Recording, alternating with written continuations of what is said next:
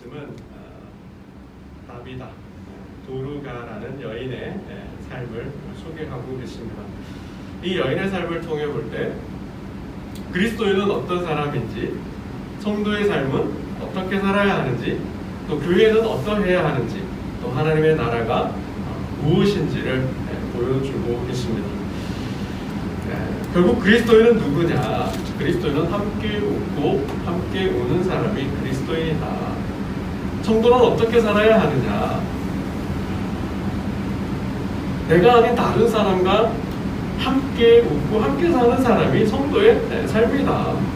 교회는 바로 그러한 사람들의 모임이고, 하나님의 나라는 함께 웃고 함께 울 때 하나님 나라가 임한다라는 것을 하나님은 본문을 통해, 다비다의 삶을 통해 보여주고 있습니다.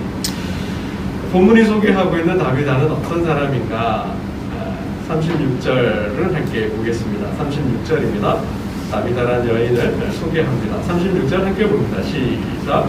여호와의 다비다라 하는 여제자가 있으니 그 이름을 번역하면 도루가라. 선행과 구제하는 일이 심히 많더니. 이 그리스도인이죠. 그리스도인의 삶이죠. 교회는 선행과 구제하는 가난한 사람들을 돕는 곳이 바로 교회라는 것입니다. 그곳에 하나님 나라가 임한다라는 거예요. 여제사라 그랬죠? 여제지. 그는 여자이고 또 여자로서 그리스도를 믿고 따르는 제자가 되었습니다. 그런 삶 속에는 반드시, 그죠? 가난한 자들에게 복음이 전파되는데, 복음이 전파되는 곳에서는 항상 가난한 자들을 기억하라. 주님의 가르치심이었습니다.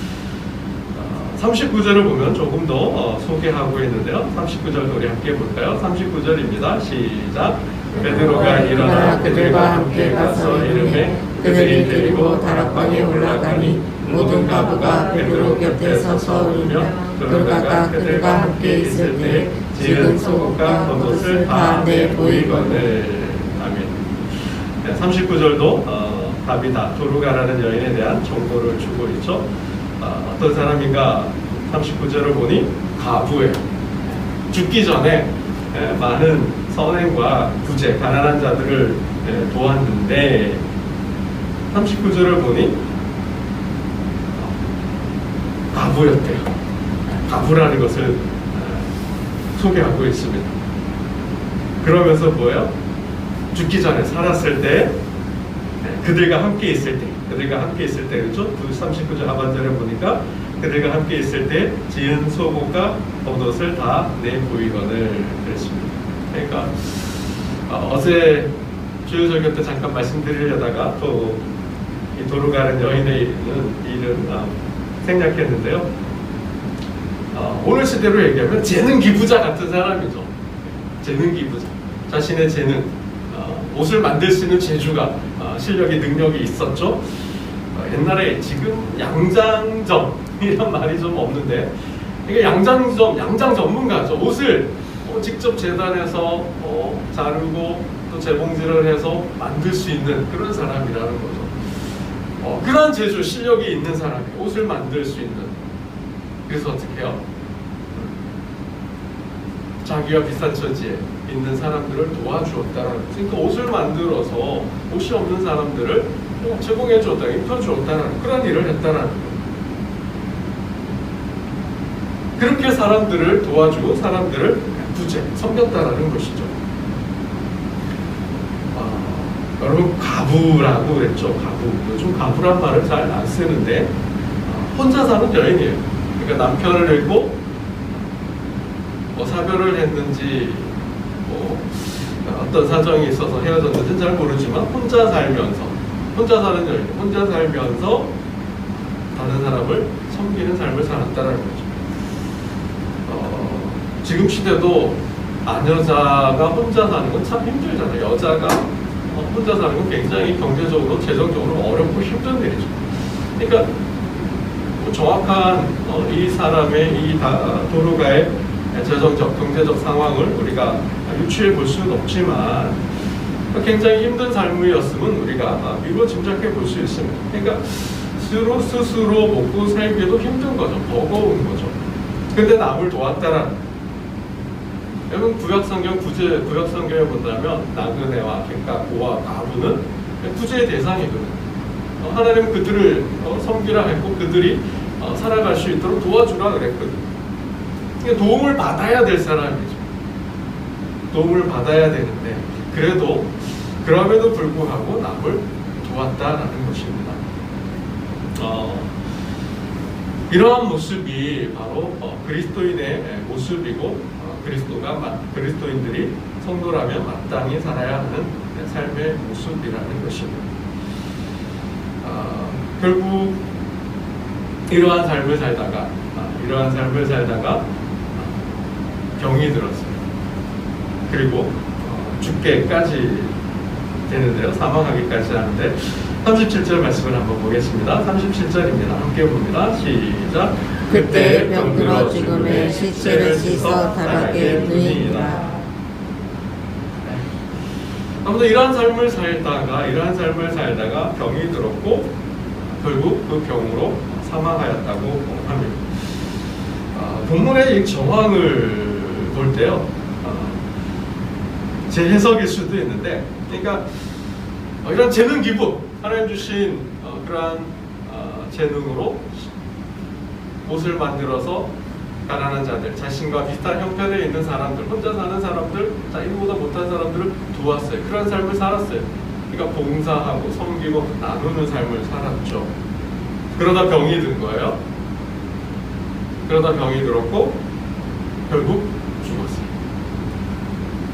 이게 문자적 해석인데 조금 더 해석을 과하게 좀 해보면, 그렇게 돕는 섬기는 삶을 살다 병이 들었어요. 치료하기도 급급한데 나살기도 급급한데 그러한 삶 중에도 병 중에도 다른 사람을 돕지 않았을까? 그런 성도의 삶을 다 하지 않았을까? 너무 제가 미화했는지는 모르겠어요. 너무 해석을 멀리 했는지도 모르겠어요. 하지만 본문의 뉘앙스는 그러한 분위기를 가지고 있다라는 거죠. 38절 말씀을 한번 보겠습니다. 38절 함께 봅니다. 시작. 르다가 요파에서 가까운지라 제자들이 베드로가 거기 있음을 듣고 두 사람을 보내어 지체 말고 와 달라고 간청하여. 마침 드루가가 병이 들어 사망하였을 때, 지금 이제 장례 중이죠. 그래서 장례 중에 다락방에 시신을 안치해 놓고 있어요. 근데 마침 드루가가 죽었을 때 옆 마을에, 그죠? 요파에서 멀지 않은 붓다라는 지역에 누가 있어요? 베드로가 있어요. 두 사람을 보내서 베드로를 초청했어요. 이야기를 들은 베드로가 다락방에 올라가서 기도하고 드루가가 살아났다라는 거예요. 이 대목이죠. 왜 베드로를 초청했을까? 이미 죽어서 생명이 다하였는데 베드로를 초청해서 여인을 소개해 주었다라는 거죠.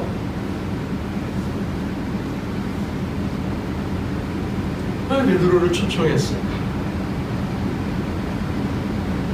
마지막까지 자신의 생명을 불태우면서까지 자신의 삶을 하나님께 드린 이 여인을 살리고 싶은 거 아닌가요? 엘리야가 그랬잖아요. 엘리사가 그랬잖아요. 주님도 정말 그런 절망 가운데 있는 자들을, 가부의 아들, 나인성에서 가부의 아들을 살려주시는 역사가, 은혜가 있었잖아요. 정말 이 여인은 죽어서는 안 되니 정말 다시 살려달라는 것인지, 아니면 우리가 너무 이러한 슬픔 가운데 있었으니 우리를 위로해 달라는 것인지 정확한 이유는 알 수는 없지만 베드로를 청해서 이 여인을 위로받고 싶고 살리려고 했는지도 모르겠어요. 아마 이러한 모습, 이러한 정황이 아마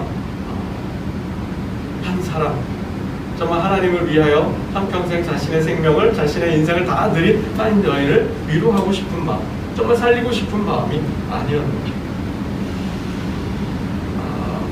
여러분, 이 여인의 삶의 결과가 무엇을 말해주고 있는지 보여주고 있습니다.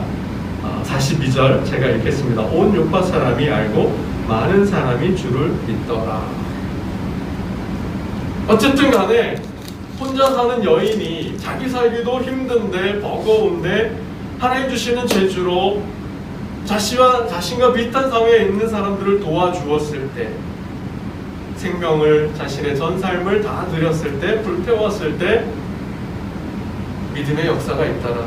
그러니까 믿음의 역사는 뭐 제가 폄하하는 거 아니지만, 깎아내리는 거 아니지만, 찌라시 들고 전도지 들고 복음지 들고 거리를 다니면서 중요해요. 해야 합니다. 하지만 그러한 종이 한 장 전달해 주는 것보다, 전도지 한 장 전해 주는 것보다 더 강력한 복음의 역사, 믿음의 역사는 삶을 통한 전도라는 거죠.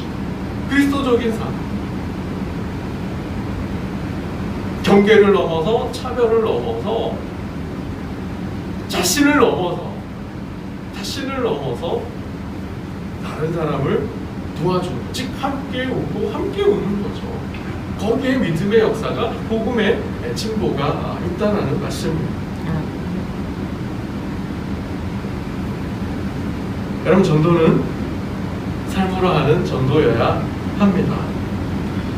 함께 웃고 함께 우는 삶을 살 때 복음은 전파됩니다.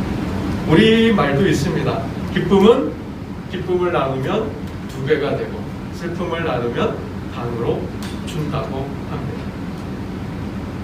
여러분, 베드로가 왜 왔을까요? 뭐 서로 알고 지내는 사이였는지는 모르겠어요. 주님과 나사로, 그 마르다와 마리아의 가정처럼 서로 사랑하고 서로 소식을 주고받는 그런 관계였는지 어땠는지는 모르겠어요. 뭐 그러한 어떤 관계에 대한 설명을 해주는 말씀은 없어요. 힌트는 없지만 베드로가 왜 왔을까? 베드로 역시 뭡니까? 함께 웃고 함께 우는 마음을 가지고 있다는 거죠. 삶을 나누고 삶을 공유하는 마음을 가지고 있다는 거예요. 슬픈 일을 당하였을 때 함께 슬퍼해주는 사람이 베드로, 제자, 사도의 삶이었다는 것입니다. 43절 말씀을 보면요, 제가 읽겠습니다. 베드로가 요파에 여러 날에 있어 시몬이라 하는 무두장이 집에 머무니라. 여러분, 무두장이는 우리나라 문화 정서상으로 따지면 저도 갑파치라는 사람 있잖아요. 그죠? 갑파치. 가죽으로 신을 만들고 하는 사람 있잖아요. 천민 중에 천민이잖아요. 그러니까 유대 문화 속에서도 무두장이는 이 가죽을 만드는 사람은, 다루는 사람은 거의 뭐 부정한 사람이에요. 그런 사람의 집에서 뭐예요? 여러 날 머물렀다는 거예요. 장기 투숙을 했다라는 거예요. 그럼 이게 그리스도인이죠. 그리스도인은 신분을 따지지 않아요. 그리스도인은 계급을 따지지 않아요. 그리스도인은 어떤 세상이 가지고 있는 기준으로 사람들을 보지 않는다라는 것이죠. 그걸 넘어서는 사람이에요. 이게 초대교회의 모습이었다는 거죠. 사도의 삶이었고, 그러한 사도의 삶들은 성도들에게 전파되었고, 그러한 성도들의 삶 속에 서로 공유하고 나누는, 함께 웃고 함께하는 삶을 나누는 그런 모습들이 있었다는 거죠. 이곳이 바로 하나님 나라라는 거죠. 그런 하나님 나라는 그런 성도들의 모임 가운데 있었고, 그런 성도들의 삶 속에는 믿음의 진보가, 믿음의 역사가, 강력한 하나님의 역사가 나타났다라는 것입니다. 말씀을 맺겠습니다. 사랑이 사랑을 낳는 겁니다. 은혜가 은혜를 낳는 것입니다.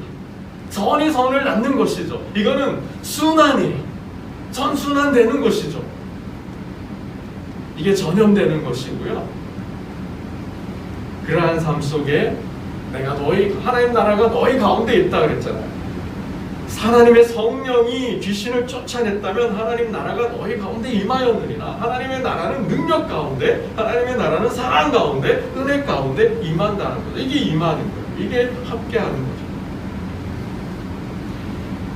말씀을 맺겠습니다.